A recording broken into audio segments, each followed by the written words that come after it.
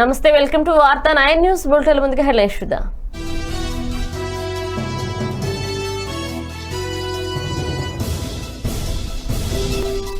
పెద్దల సభలో మరింత పెరిగిన పార్టీ బలం. రాజ్యసభ ఎన్నికల్లో వైఎస్ఆర్సీపీ అభ్యర్థుల ఘన విజయం.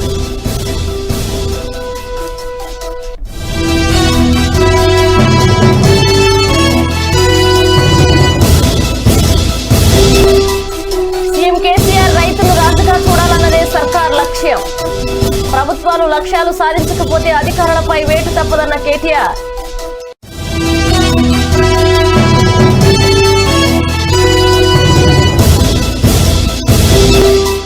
వైసీపీ ప్రభుత్వంపై దేవినేని ఉమా ఆగ్రహం. టీడీపీ హయాంలో సాగునీటి ప్రాజెక్టులపై వైసీపీ డబ్బా.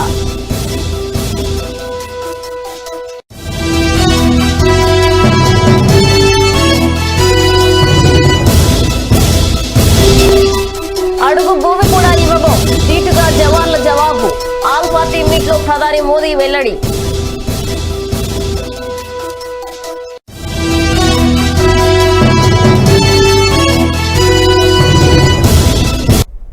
బులెటిన్ లో డీటెయిల్స్ చూస్తే, రాజ్యసభ ద్వైవార్షిక ఎన్నికల్లో వైఎస్ఆర్సీపీ అభ్యర్థులు 4 విజయభేరి మోగించారు. వైఎస్ఆర్సీపీ అభ్యర్థులు ఆళ్ల అయోధ్య రామిరెడ్డి, పరిమళ నత్వాని, పిల్లి సుభాష్ చంద్రబోస్, మోపిదేవి వెంకటరమణారావు 38 ఓట్ల చొప్పున సాధించడంతో 4 తొలి రౌండ్లోనే నెగ్గినట్లు రిటర్నింగ్ అధికారి, అసెంబ్లీ కార్యదర్శి పి బాలకృష్ణమాచార్యులు ప్రకటించారు. గెలుపొందిన 4 అభ్యర్థులకు ఆయన శుక్రవారం రాత్రి సీఈఓ విజయానంద్ సమక్షంలో ధృవీకరణ పత్రాలను అందజేశారు.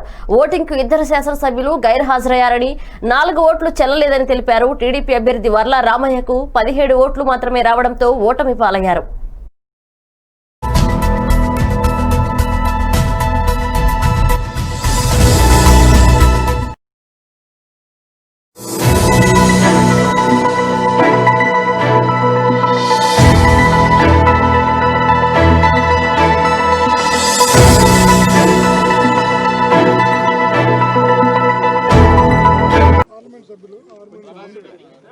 ఆ బొక్కేలు ఒక్క నిమిషం పక్కన పెడితే సార్ ముందు రండి.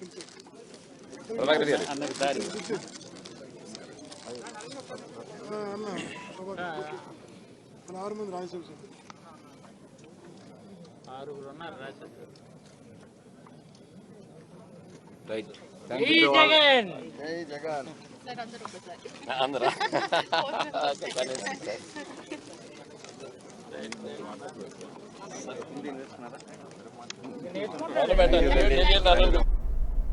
ఈ రోజు నా రాజకీయ జీవితంలో మర్చిపోలేని రోజు అని మంత్రి మోపిదేవి వెంకటరమణ అన్నారు. శుక్రవారం ఏపీలో నిర్వహించిన రాజ్యసభ ఎన్నికల్లో మోపిదేవి వెంకటరమణ విజయం సాధించారు. ఈ సందర్భంగా మాట్లాడిన ఆయన సంతోషం వ్యక్తం చేశారు. ముఖ్యమంత్రి వైఎస్ జగన్ కు కృతజ్ఞతలు తెలిపారు. రాష్ట్రంలో కార్యకర్త విలువ తెలిసిన వ్యక్తిగా జగన్ ఉన్నారని కొనియాడారు. బీసీ సామాజిక వర్గానికి చెందిన వ్యక్తిగా అగ్నికుల క్షత్రియ నుంచి దేశంలోనే తొలిసారి రాజ్యసభలోకి తనను అవకాశం కల్పించారని అన్నారు. తనతో రాజకీయ ఓనమాలు దిద్దించిన సింగం బసవపున్నయ్యను, తన ఎదుగుదలకు వెన్నంటి నిలిచిన వైఎస్ రాజశేఖర రెడ్లను ఈ సందర్భంగా వెంకటరమణ గుర్తు చేసుకుంటూ వారికి కృతజ్ఞతలు తెలిపారు. రాజకీయ ప్రస్థానం ప్రారంభించి గ్రామ స్థాయి నుంచి శాసనసభ్యుడిగా, శాసన మండలి సభ్యుడిగా, మంత్రిగా, రాష్ట్ర స్థాయిలో ఉన్నటువంటి అన్ని రకాలైన బాధ్యతలను నిర్వర్తించి ఇంత త్వరగా రాజ్యసభలో కూడా నాకు స్థానం కల్పించే అవకాశం ఇంత త్వరగా వస్తుందని చెప్పి బహుశా నేను ఊహించలా. కోరిక ఉన్నప్పటికి కూడాను మనకు ఆ కోరిక తీర్చుకునేటువంటి అవకాశం కూడాను నాయకుని రూపంలో, భగవంతుని యొక్క ఆశీర్వాదం రూపంలో లభించేటటువంటి సంఘటనలు అరుదు. అలాంటి అరుదైన సంఘటనలో నేను భాగస్వామిని కావటం అనేటువంటిది ఒక విధంగా ఆశ్చర్యకరమైన విషయం, సంతోషించదగిన విషయం. ఈ రాష్ట్రంలో కార్యకర్త యొక్క విలువ తెలిసినటువంటి నాయకునిగా, పార్టీ యొక్క నాయకత్వానికి అండగా ఉండేటటువంటి, చేదోడు ఓదడుగా ఉండేటటువంటి, పనిచేసేటటువంటి నాయకుల యొక్క గౌరవం, విలువ తెలిసినటువంటి వ్యక్తిగా, విశేషమైనటువంటి ప్రజాదరణ కలిగినటువంటి ముఖ్యమంత్రిగా మన రాష్ట్ర ముఖ్యమంత్రి వైఎస్ జగన్మోహన్ రెడ్డి గారి యొక్క ఆశీర్వచనాలతోటి ఈరోజు రాజ్యసభకు ఎన్నిక కావటం అనేటువంటిది చాలా సంతోషించదగినటువంటి విషయం. ఏపీ సీఎం వైఎస్ జగన్ పై టీడీపీ ఎంపీ కనకమేడల రవీంద్ర కుమార్ విమర్శలు గుప్పించారు. యాక్టివ్ గా ఉండే ప్రతిపక్ష నాయకులను టార్గెట్ చేసి తప్పుడు కేసుల్లో ఇరికించి బెదిరించి లొంగ తీసుకునే ప్రయత్నం చేస్తున్నారని ఆరోపించారు. చాలా దుర్మార్గంగా వ్యవహరిస్తున్నారని ఆగ్రహం వ్యక్తం చేశారు. శాసన మండలిని కూడా దుర్వినియోగం చేసే ప్రయత్నం చేస్తున్నారని మండిపడ్డారు. ప్రభుత్వం అనుకున్నది జరగకపోవడంతో మండలిలో విపక్ష సభ్యులపై దాడికి దిగారని, చైర్మన్, వైస్ చైర్మన్లపై బెదిరింపులకు దిగారని కనకమేడల విమర్శించారు. మండలికి సంబంధం లేని 16 మంది మంత్రులు ఎందుకు వెళ్లారని, టీడీపీ సభ్యులపై దౌర్జన్యం చేయాల్సిన అవసరం ఏమొచ్చిందని ప్రశ్నించారు కనకమేడల. అధికార పార్టీ వ్యవహరిస్తున్నటువంటి తీరు, చట్టాలను, రాజ్యాంగాన్ని తొంగలోకి తొక్కి సొంత రాజ్యాంగాన్ని ఏర్పాటు చేసుకుని ప్రజలపై, ప్రతిపక్ష నాయకులపై దౌర్జన్యం చేస్తూ ఎదుటివారిపైన దౌర్జన్యం చేశారనేటువంటి ఆరోపణలు చేసి రాజకీయ పబ్బం గడుపుకోవాలనేటువంటి చూస్తున్నటువంటి పాలకుల తీరు చాలా గర్హనీయం. ప్రధానంగా మనం గనక ఇప్పుడు చూసినట్లయితే ప్రతిపక్ష నాయకులను టార్గెట్ చేసి ఎవరైతే యాక్టివ్గా ఉంటారో వాళ్ళని కేసుల్లో ఇన్వాల్వ్ చేసి బెదిరించి లొంగ తీసుకునేటటువంటి కార్యక్రమం. ప్రప్రథంగా కేసులు పెట్టో, నోటీసులు ఇచ్చో లొంగ తీసుకోవడానికి ఒక ప్రయత్నం, లేదా లోపాయికారిగా మంతనాలు జరిపి లొంగ తీసుకోవడానికి ఒక ప్రయత్నం, అప్పటికి వినకపోతే సంబంధము లేనటువంటి కేసుల్లో విరికించి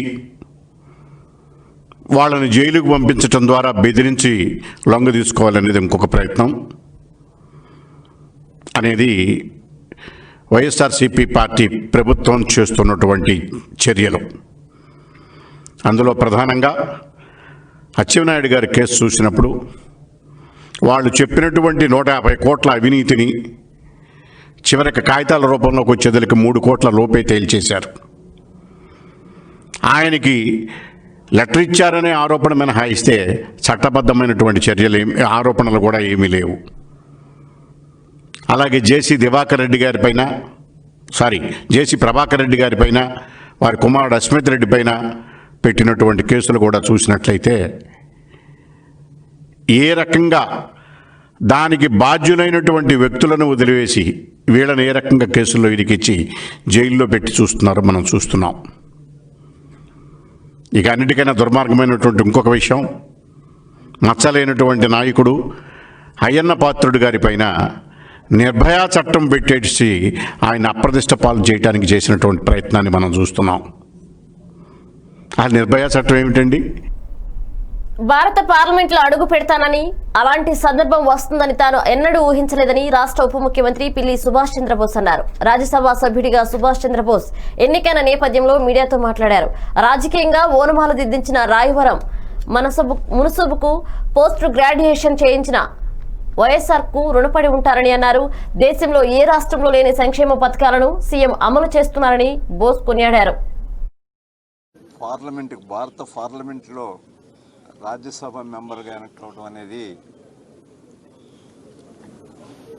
ఆంధ్రప్రదేశ్ వైఎస్ఆర్ కాంగ్రెస్ పార్టీ అధ్యక్షులు, మన రాష్ట్ర గౌరవ ముఖ్యమంత్రి శ్రీ జగన్మోహన్ రెడ్డి గారు ఇచ్చినటువంటి ఒక గోల్డెన్ ఆపర్చునిటీ. నేను కలలో కూడా ఊహించలేదు. ఎప్పుడు మాలాంటి వాళ్ళం, అంటే మేము చాలా చిన్నవాళ్ళం, పేదవాళ్ళం, మాలాంటి వాళ్ళం పార్లమెంట్లో అడుగు పెడతామని కలలో కూడా ఊహించలేదు నేను ఎప్పుడు.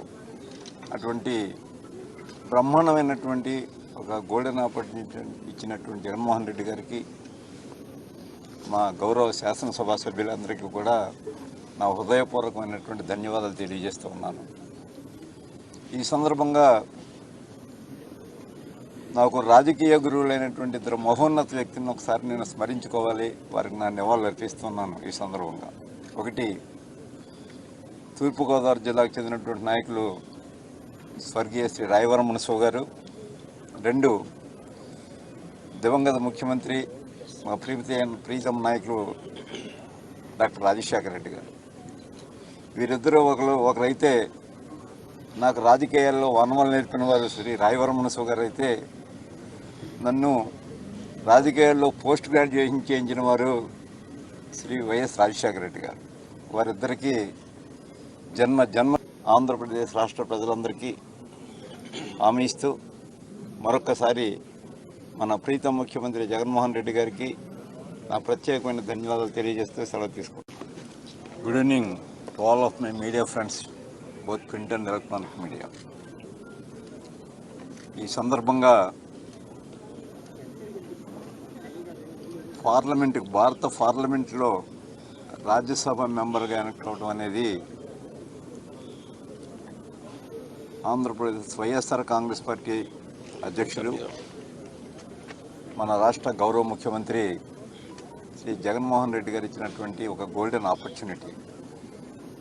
నేను కలలో కూడా ఊహించలేదు. ఎప్పుడు మాలాంటి వాళ్ళు, అంటే మేము చాలా చిన్నవాళ్ళం, పేదవాళ్ళం. రాష్ట్ర సాగునీటి చరిత్రలో గడిచిన తెలుగుదేశం 5 ఏళ్ల పాలన స్వర్ణ యుగంగా నిలిచిపోతుందని, ఈ 5 ఏళ్లలో చంద్రబాబు ఇరిగేషన్ శాఖలో 63,373 కోట్లు ఖర్చు చేశారని, చివరికి ఏడాదిలోనే కూడా 13,988 కోట్లు వెచ్చించారని మాజీ మంత్రి దేవినేని ఉమామహేశ్వరరావు తెలిపారు. Major, minor, medium irrigation, lift irrigation, Polavaram project, delta modernisation, flood bank, నీరు, చెట్టు ఇలా అన్ని పనులలో కలిపి 63,373 కోట్లు ఖర్చు చేయడమైనదని అన్నారు. తెలుగుదేశం హయాంలో 62 సాగునీటి ప్రాజెక్టులు ప్రారంభించగా 23 ప్రాజెక్టులు పూర్తి చేయడమైనది. 26 ప్రాజెక్టులు ఆన్ గోయింగ్ లో ఉన్నాయన్నారు దేవినేని ఉమా. 188 కోట్లు గత సంవత్సరం కూడా మేము అధికారంలో ఉన్నప్పుడు 13,988 కోట్లు ఖర్చు పెట్టడమే కాకుండా 5 సంవత్సరాల్లో మేజర్ ఇరిగేషను, అట్లాగే medium irrigation, minor irrigation, lift irrigation, Polavaram irrigation project, అదేవిధంగా modernization of deltas, flood banks అన్నీ కూడా కలిపి కమాండ్ ఏరియా సిఏడిఏ పనులు కానీ, కాడా పనులు కానీ, అట్లాగే ఉపాధి హామీ కింద నీరు చెట్టు కార్యక్రమాలు కానీ, మరి రూరల్ డెవలప్మెంట్ కింద ఏదైతే ఫారెస్ట్ డిపార్ట్మెంట్ ఇవన్నీ కూడా కోఆర్డినేట్ చేసుకుని దగ్గర 63,373 కోట్లు ఖర్చు పెట్టడం జరిగింది. గత 12 నెలలుగా కూడా ఈ వాస్తవాలన్నీ కూడా నేను జగన్మోహన్ రెడ్డి గారికి, రాష్ట్ర ప్రభుత్వానికి తెలియజేస్తా ఉన్నాను. అదేవిధంగా రాష్ట్రంలో మేము మొదలుపెట్టిన ప్రాజెక్టుల్లో 62 ప్రాజెక్టుల్లో కూడా దగ్గర ఎతులు, కూలీలు, మహిళలు, దళితులు మోకాళ్ళ మీద దీక్ష చేసి మీ కళ్ళు తెరిపించాలనే ప్రయత్నం చేస్తే మీరు అమరావతి గుండెల మీద తన్నే విధంగా నిన్న మీరు శాసనసభలో నిర్ణయం తీసుకున్నారు. శాసన మండలిలో మీ మంత్రులు బూతులు కానీ, మీ మంత్రులు మా ఎమ్మెల్సీల మీద దాడి కానీ, ఇవన్నీ కూడా ప్రభుత్వానికి చిత్తశుద్ధి ఉంటే మీ దగ్గర అధికారం ఉంది. శాసనమండలిలో జరిగిన కార్యక్రమాలన్నీ కూడా మీడియా అంతా మీ చేతుల్లోనే ఉంది. సాక్షి ఛానల్ అంతా లోపల రికార్డ్ చేసిందంతా కూడా మీ ఛానలే. దాన్ని ప్రజల ముందు పెట్టండి. మీకు దమ్ము ధైర్యం ఉంటే మీ మంత్రులు ఏం బూతులు మాట్లాడారు, మీ మంత్రులు ఎగిరెగిరి ఎవరినెవరిని తన్నారు, ఎక్కడ బోర్ల బొక్కల కింద. తెలంగాణలో త్వరలో 2వ హరితహార విప్లవం ఆవిష్కృతమవుతుందని మున్సిపల్ ఐటీ పరిశ్రమ శాఖల మంత్రి కె తారక రామారావు పేర్కొన్నారు. కాళేశ్వరం జలాలు నియంత్రిత పంట సాగు విధానంతో త్వరలోనే ఇది సాకారం కానుందని చెప్పారు.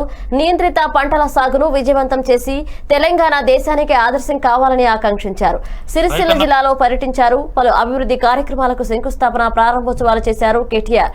రైతు క్షేమాన్ని ఆకాంక్షించే నియంత్రిత పంటల సాగుకు ప్రభుత్వం శ్రీకారం చుట్టిందని మంత్రి కేటీఆర్ పేర్కొన్నారు. రైతులంతా బాగుపడాలన్నదే ముఖ్యమంత్రి కేసీఆర్ ఆశయమని చెప్పారు. నియంత్రిత పంటల సాగుకు రైతుల నుంచి అపూర్వ స్పందన వస్తుందని, జిల్లాల్లో 40% సన్న రకాల సాగు లక్ష్యంగా నిర్దేశించుకుని తెలిపారు. అద్భుతంగా ఒక పాతి కొండల్లో లేని దృశ్యాలను ఈరోజు మనం ఆ ప్రాంతంలో చూస్తా ఉన్నాం. అన్నపూర్ణ రిజర్వాయర్ కానీ, రాజరాజేశ్వర సాగర్ లో కానీ ఈరోజు మన కళ్ళ ముందే కనబడతా ఉంది. ఇది సిరిసిల్ల ప్రజలు ఏనాడు కూడా అనుకోలేదు. ఇన్ని గొప్ప మార్పులు ఇంత వేగంగా ఇంత అద్భుతంగా జరుగుతుందనే మాట ఏనాడు కూడా అనుకోలేదు. అందుకే ముందుగా నేను ఇరిగేషన్ ఇంజనీర్లకు, అదే మాదిరిగా మన రెవెన్యూ అధికారులకు, ముఖ్యంగా అందరికంటే ముఖ్యంగా ఏ రైతులైతే భూములను మన కోసం ఇచ్చినారు ఈ ప్రాజెక్టు కట్టడానికి, కొన్ని వందల మంది రైతులు త్యాగం చేస్తేనే కొన్ని లక్షల మందికి ఈరోజు న్యాయం జరుగుతూ ఉంది, లాభం జరుగుతూ ఉంది. వారికి మనం పాదాభివందనం చేసినా తక్కువ. ఎందుకంటే వారందరూ ఎక్కడెక్కడ అన్నపూర్ణ రిజర్వాయర్లు మునిగిన వాళ్ళు కానీ, రాయరాజేశ్వర సాగర్లో మునిగిన వాళ్ళు కానీ, దాదాపు 14-15 గ్రామాలు, వారందరూ కూడా ఈరోజు గొప్పగా ముందుకు వచ్చి వారు సహకరించడం వల్లనే, మన అధికారులతో ప్రభుత్వంతో సహకరించడం వల్లనే ఈ ప్రాజెక్టులు పూర్తయినాయి. కాబట్టి ముందుగా వారికి అభినందనలు చెప్తా ఉన్నాను. ఇదంతా ఎందుకు చెప్తా ఉన్నా అంటే, గౌరవ ముఖ్యమంత్రి గారి సారథ్యంలో జల విప్లవం విధంగా ఈరోజు రైతులందరూ కలిసి ముందుకు వస్తున్నారంటే ఇది నిజంగా మనం గర్వపడదగ్గ విషయం. అంటే ఈరోజు 6 రెట్లు పెంచి 25 లక్షల మెట్రిక్ టన్నులకు గోదాముల సామర్థ్యాన్ని పెంచింది మన ముఖ్యమంత్రి కేసీఆర్ గారు. వ్యవసాయ విస్తరణాధికారులు లేరు ఇదివరకు. ఆ వ్యవసాయ విస్తరణాధికారులను ఈరోజు 5,000 ఎకరాలకు ఒకరి చొప్పున మన జిల్లాలో, రాజన్న సిరిసిల్ల జిల్లాలో 57 మంది 57 క్లస్టర్లుగా విభజించి 57 వ్యవసాయ విస్తరణాధికారులను ఏర్పాటు చేయడమే కాకుండా ఈరోజు రాష్ట్ర వ్యాప్తంగా రైతులు సంఘటితం కావాలి, రైతులు మాట్లాడుకోవాలి, రైతులు ఎప్పటికప్పుడు సాగులో మంచి మెలకువలు సంపాదిస్తే ఒకరితోనొకరు పంచుకోవాలి అభిప్రాయాలు, ఒకరితోనొకరు సూచనలు సలహాలు ఇచ్చుకోవాలనే ఉద్దేశంతో రాష్ట్ర వ్యాప్తంగా రైతు వేదికల నిర్మాణానికి శ్రీకారం చుట్టింది మన నాయకుడు, మన ముఖ్యమంత్రి కేసీఆర్ గారు. రైతులకు సంఘటితంగా ఉండడంలో ఉండే శక్తిని విడమర్చి చెప్పి వారికి కావాల్సినవన్నీ అందజేసి రాజ్యసభలో వైసీపీ ప్రస్థానం ఒక స్థానం నుండి 6 స్థానాలకు చేరుకుందని వైసీపీ రాజ్యసభ సభ్యుడు విజయసాయిరెడ్డి అన్నారు. ఆంధ్రప్రదేశ్ లో 4 రాజ్యసభ స్థానాలకు జరిగిన ఎన్నికల్లో అధికార వైఎస్ఆర్ కాంగ్రెస్ పార్టీ విజయం సాధించింది. ఎన్నికలు జరిగిన 4 స్థానాలను కైవసం చేసుకుంది. వైసీపీ తరపున ఎన్నికల బరిలో నిలిచిన పిల్లి సుభాష్ చంద్రబోస్, మోపిదేవి వెంకటరమణ, ఆళ్ల అయోధ్యరామరెడ్డి, పరిమళ నత్వాని విజయం సాధించారు. ఈ విజయం సందర్భంగా విజయసాయిరెడ్డి మీడియాతో మాట్లాడారు. ప్రభుత్వం రాజ్యసభ స్థానాలు 6కు చేరుకున్నాయని, 2020 నాటికి అవి 11 స్థానాలకు చేరుకుంటాయనడంలో సందేహం లేదన్నారు ఆయన. స్థానం 1 నుంచి మొదలై ఆ తర్వాత 2 ఈరోజు 6 స్థానాలను వైఎస్ఆర్ కాంగ్రెస్ పార్టీ గెలుచుకోవడం జరిగింది. 2024కి ఈ యొక్క 6 స్థానాలు శ్రీ జగన్మోహన్ రెడ్డి గారి నాయకత్వంలో 11 స్థానాలకు చేరుకుంటాయన్నటువంటి విషయాన్ని నేను తెలియజేసుకుంటా ఉన్నాను. భారత పార్లమెంటులో ఒక 30 స్థానాలకి పైబడి పార్లమెంటు సభ్యులు ఉన్నటువంటి పార్టీకి దేనికైనా కూడా మంచి గుర్తింపు ఉంటుంది. నాయకుడి ఆశయాలకు అనుగుణంగా, పార్టీ విధి విధానాలకు అనుగుణంగా కలసికట్టుగా ఐకమత్యంగా పనిచేసి రాష్ట్ర ప్రయోజనాలన్నింటినీ కాపాడుతామనని నేను ఈ సందర్భంగా మనవి చేసుకుంటా ఉన్నాను. మన నాయకుడికి, గౌరవ శాసనసభ్యులందరికీ కూడా ఈరోజు రాజ్యసభకి మరో 4 పంపించిన 2-3 రోజుల్లో మార్కెటింగ్ శాఖ ద్వారా పొగాకు కొనుగోళ్లను రాష్ట్ర ప్రభుత్వమే చేపట్టేందుకు సిద్ధమైందని వ్యవసాయ మార్కెటింగ్ శాఖ మంత్రి కురసాల కన్నబాబు స్పష్టం చేశారు. పొగాకు రైతుల ఇబ్బందులపై ఈ ఉదయం సీఎం జగన్మోహన్ రెడ్డి అధ్యక్షతన క్యాంప్ కార్యాలయంలో జరిగిన సమీక్షా సమావేశంలో తీసుకున్న నిర్ణయాలను మంత్రి కన్నబాబు మీడియాకు వెల్లడించారు. ప్రస్తుతం పొగాకు ఉత్పత్తులు ఏపీ మార్కెటింగ్ శాఖ ద్వారా కొనుగోలు చేయాలని నిర్ణయించామన్నారు. దీనికోసం ఐఏఎస్ అధికారి నేతృత్వంలో 2-3 రోజుల్లో ప్రత్యేక సంస్థ ఏర్పాటు చేయనున్నామని తెలిపారు.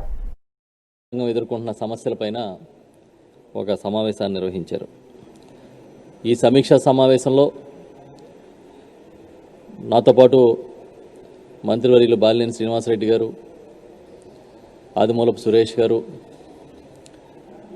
పార్లమెంటు మాజీ సభ్యులు వైవి సుబ్బారెడ్డి గారు,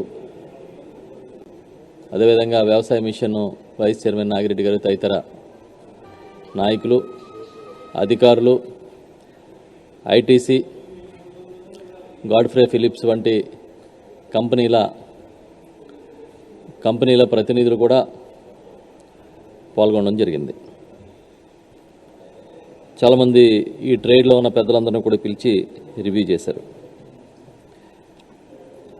చాలా స్పష్టంగా ఇవాళ ఈ రాష్ట్రంలో పొగాకు రైతులు ఎదుర్కొంటున్న సమస్యలపైన చాలా క్లారిటీతో ఏ విధంగా ముందుకెళ్తామనేది ముఖ్యమంత్రి గారు ప్రకటించారు.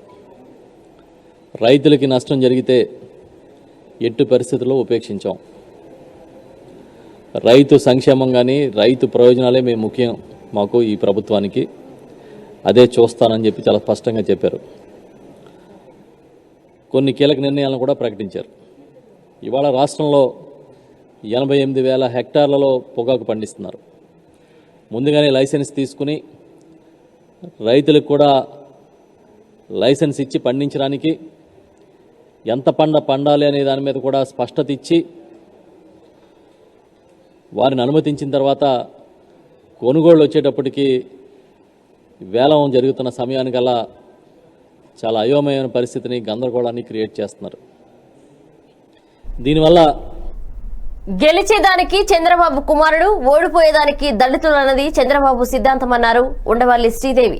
గతంలో చంద్రబాబు పక్కా ప్లాన్తో పుష్పరాజ్, మాజీ మంత్రి ఎం నరసింహలతో పాటు పలువురికి మోసం చేశారన్నారు. దళితులను పావులుగా వాడుకున్నారన్నారు. చంద్రబాబు దుర్మార్గపు కుట్రపూరిత బుద్ధి ఇంకా మారలేదన్నారు శ్రీదేవి.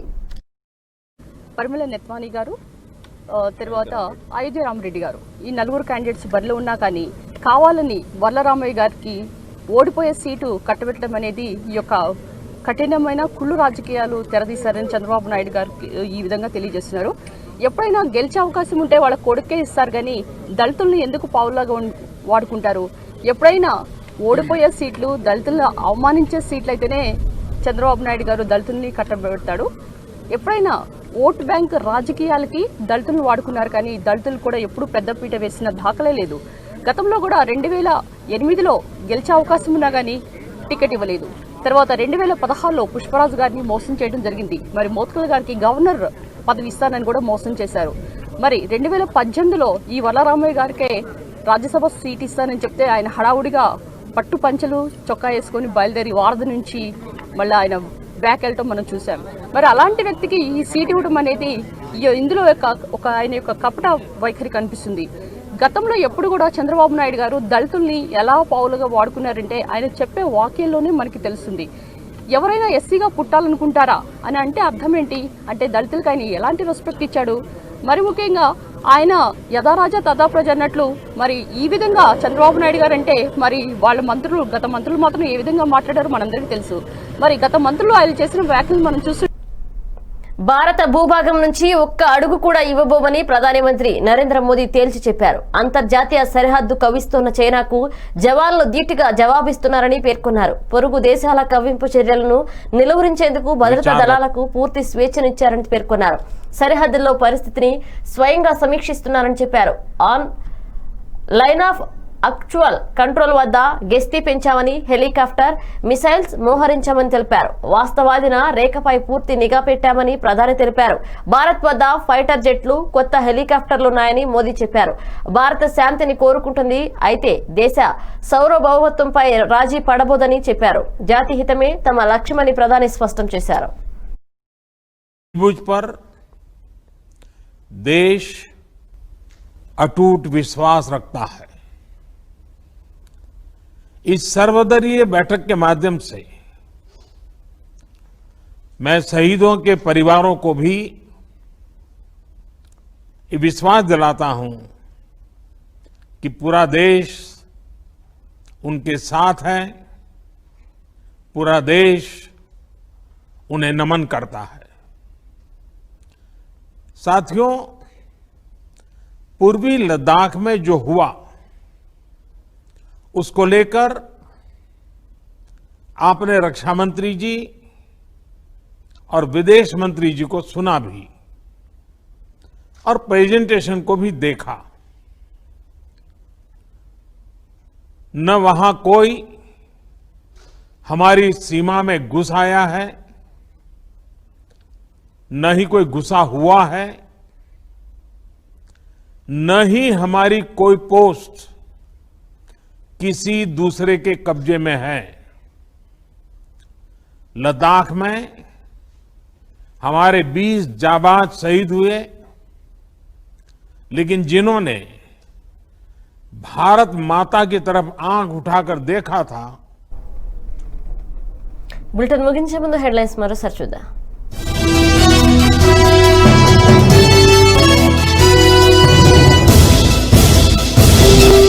పెద్దల సభలో మరింత పెరిగిన పార్టీ బలం. రాజ్యసభ ఎన్నికల్లో వైఎస్ఆర్సీపీ అభ్యర్థులు ఘన విజయం.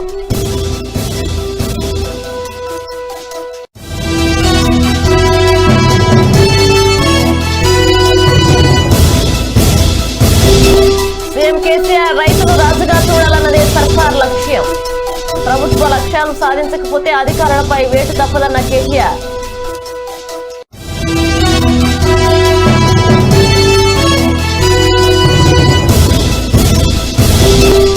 వైసీపీ ప్రభుత్వంపై దేవినేని ఉమా ఆగ్రహం.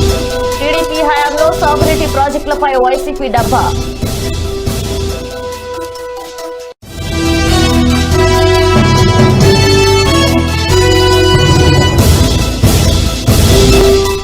అడుగు భూమి కూడా ఇవ్వవు, ఇటుగా జవాన్ల జవాబు. ఆల్ పార్టీ మీట్ లో ప్రధాని మోదీ వెల్లడి.